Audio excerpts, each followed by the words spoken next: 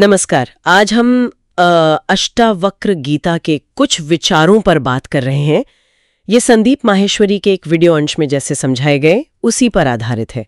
हमारे पास स्रोत के तौर पर उसी वीडियो का ट्रांसक्रिप्ट है, तो कोशिश रहेगी कि स्वयं की प्रकृति और वास्तविकता पर जो मुख्य संदेश है उसे समझें। चलिए इसे थोड़ा गहराई से देखते हैं। हाँ बिल्कुल। और ये जो बातचीत है ये काफी गहरे दार्शनिक सवालों को छूती है जो स्रोत में है, जैसे क्या स्थायी है, क्या बदलता है, चेतना क्या है, और वो अनासक्ति मतलब बिना किसी चीज से चिपके जीना। स्रोत में एक मिट्टी का उदाहरण है, वो बड़ा दिलचस्प है। हाँ। जैसे मिट्टी से बर्तन बनते हैं, खिलौने बनते हैं, रूप बदलते रहते हैं जी, जिसे हम कह सकते हैं जन्म और मृत्यु, है ना? हाँ हाँ बिल्कुल। रूप बनते बिगड़ते हैं पर मिट्टी वो तो वही रहती है। सही बात है। तो यही बात शरीर और हमारे असली स्वरूप, जिसे स्रोत चित्त स्वरूप कह रहा है, उस पर लागू होती है। शरीर बदलता है, पर क्या हम बदलते हैं?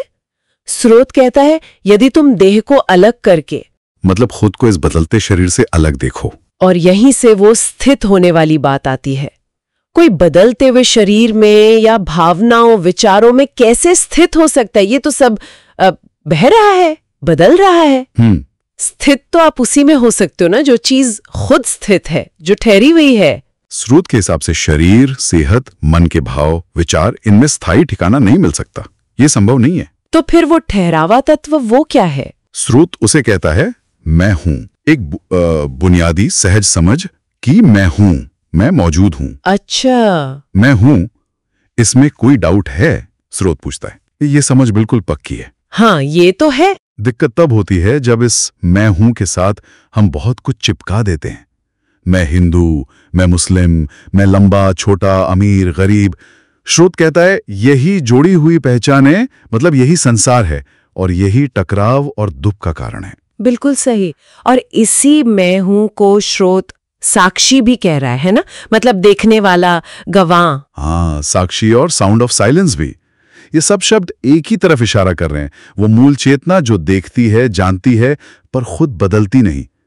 ये साउंड ऑफ साइलेंस, जैसे हर आवाज के पीछे एक खामोशी होती है ना, वैसी। ये साक्षी चेतना जन्म मृत्यु से परे है, हमेशा है।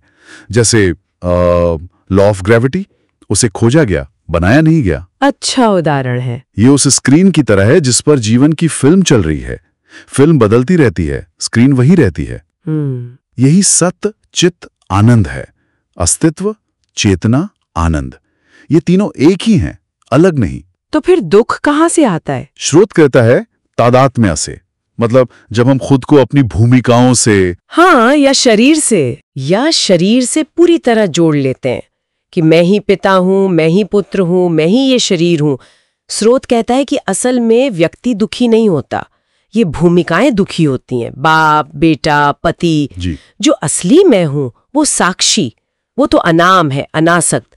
अनाम तादात्म्य का परित्याग कर दो, ऐसा कुछ कहता है स्रोत। बिल्कुल। और इसमें एक बहुत बड़ा विचार है कि स्वतंत्रता या मुक्ति कोई ऐसी चीज नहीं है जिसे पाना है, कहीं जाना नहीं है उसके लिए। अच्छा। स्रोत के अनुसार ये मैं हूं या साक्षी तो पहले से ही मुक्त है, हमेशा से अनटच्ड। आप कभी बंधे ही नहीं हो। अच्छा। तो ढूंढने से नहीं मिलेगा, ये रुकने से मिलेगा। ठहर कर इसे पहचानने से, ढूंढने से नहीं मिलता है, रुकने से मिलता है। ये बात सोचने वाली है। स्रोत कर्म की समझ पर भी एक अलग नजरिया देता है। जैसे पहले लोग कहते थे कि कोई शारीरिक कमी है तो पिछले जन्म के कर्म है। हाँ हाँ, वो पुरानी व्याख्या है। पर आज हम कारण कार्य को ज्यादा साफ देख पाते हैं। जैसे शायद किसी को पोलियो हुआ क्योंकि टीका नहीं लगा। ये कहानियों से हटकर असल वजहों को देखने की तरफ इशारा है। बिल्कुल। और यही सच्ची समझ, जिसे स्रोत समझ कह रहा है, वही स्थिरता लाती है, स्थित प्रज्ञावस्था।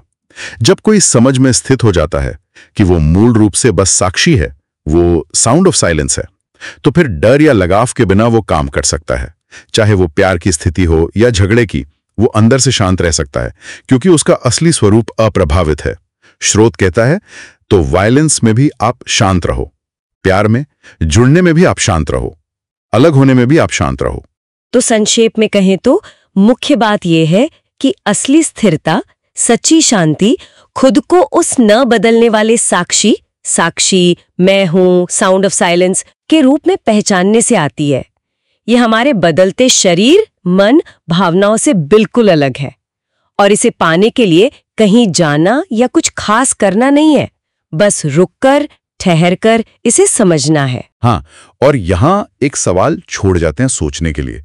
अगर ये न बदलने वाला साक्षी इन बदलते हुए यंत्रों, शरीर, इंद्रियों के माध्यम से ही दुनिया को अनुभव करता है, तो इन यंत्रों की अपनी गुणवत्ता, मतलब उनकी क्वालिटी, उनकी सीमाएं हमारे अनुभव की सच्चाई को कैसे प्रभावित करती होंगी, और इससे हमारे साझा अनुभवों और निजी अनुभवों के बारे में क्या पता चलता है, इस पर सोचा जा सकता है।